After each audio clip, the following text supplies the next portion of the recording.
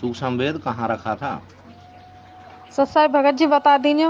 ये नहीं भगत तना बताइए, पूछ रहे हैं वो ना पता सूक्ष्म वेद कहाँ हो। 4 वेदन के बारे में तो पता है और 5वां वेद है सूक्ष्म वेद। वे कह रहे हैं अब तक कहाँ हो जो अब बता रहे हैं तेरे गुरु जी। तो कहाँ रखे हो, कौन जगह पर रखे हो? हाँ तो पूछ तो रही अब हल सत्साई भगत जी। सत्साई भगत जी, जब सृष्टि की रचना हुई थी इस काल के 21 ब्रह्मांडों की, उस समय परमात्मा ने इस काल को 5 वेद दिए थे। लेकिन जब इसने वेदों को खोल के देखा कि इसमें तो तेरा सारा का सारा, तेरे पाखंड का, तेरे अज्ञान का, तेरी धूर्तता का पूरा जो है भांडाफोड़ किया हुआ है। और अगर इन जीवों ने अगर ये वेद अगर पढ़ लिया और मेरे बारे में अगर इनको सच्चाई का पता चल गया कि ये काल है, 1 लाख खाता है, ऐसे ऐसे पहले ये सतलोक में था, वहां इसने जो है गलती करी, फिर इसको परमात्मा ने नीचे इसको भेज दिया। 1 लाख मानव शरीरधारी आत्माएं, इसको जो है रोजाना खाने का इसको श्राप मिला हुआ है।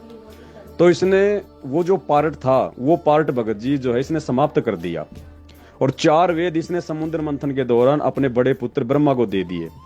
ब्रह्मा से फिर आगे जो है ब्राह्मणों के पास में आए, सतयुग में मनु के पास आए, फिर आगे जो है ये परंपरागत ये चलते रहे। इस कलयुग की पिछली पीढ़ी में आज से 650 साल पहले सन 1398 में जब कबीर परमात्मा आए, तो उस समय परमात्मा ने वापस हम जीवों को चेताने के लिए वापस वो 5वां जो वेद था जो काल ने समाप्त कर दिया था, परमात्मा ने वो जानकारी 120 साल तक जब वो कबीर नाम से आए थे वो काशी में, तो उन्होंने हमारे को यही तो ज्ञान दिया था। फिर बाद में उन्होंने जो है धर्मदास जी के माध्यम से जो है कबीर सागर लिखवा दिया।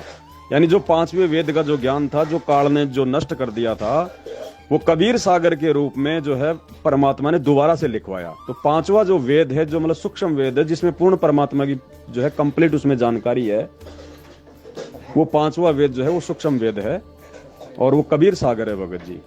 अब जब तक आप गुरु जी के सत्संग नहीं सुनेंगे तो आपको भगत जी अध्यात्म के विषय में ज्यादा गहराई से नहीं पता चलेगा। आप थोड़ा सा ज्ञान समझो परमात्मा का, थोड़ा समय निकालो भगत जी। ये 4 दिन का जीवन है, 1 सेकंड का भरोसा नहीं। अभी तो आप अपने आप में पता नहीं क्या मतलब जो है फन्ने खाओ जो है वो बन रहे होंगे। कहीं भी मोटरसाइकिल लेके जा रहे हो, पीछे से कोई ट्रक वाला ठोक गया, 2 मिनट में सारी एकड़ी निकल जाएगी जीव की, उसकी प्लानिंग जो है धरी की धरी रह जाएगी। कोई औकात नहीं है जीव की भगत जी, पानी का बुलबुला है। मकान में बैठे हैं, ऊपर से पंखा टूट के गिर गया, 2 मिनट में मर जाएगा, चाहे वो राष्ट्रपति क्यों ना हो।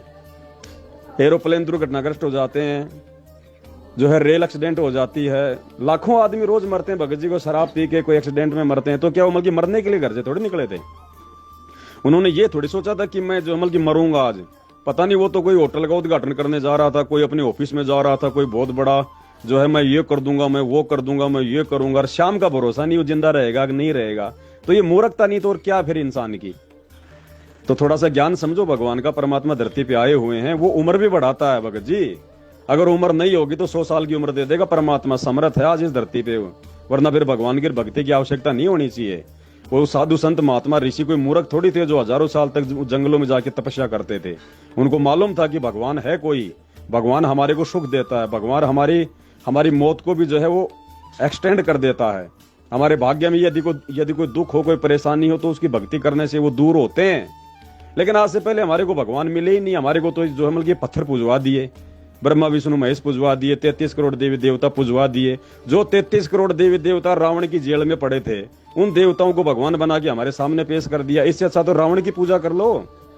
तो भगत जी आज तक हम जिनको पूजते आ रहे हैं वो कंप्लीट भगवान नहीं है। भगवान तो है लेकिन वो कंप्लीट नहीं है, वो हमारा भाग्य चेंज नहीं कर सकते।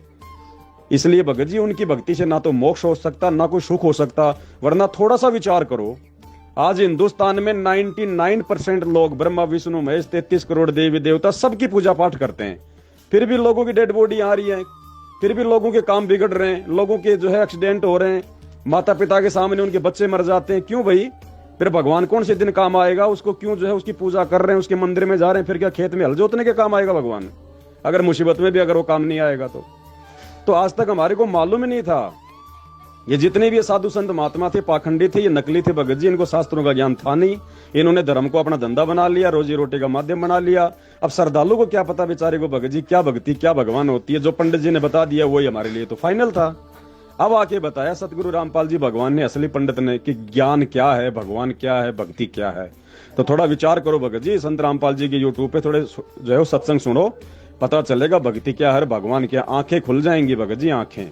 सत साहिब।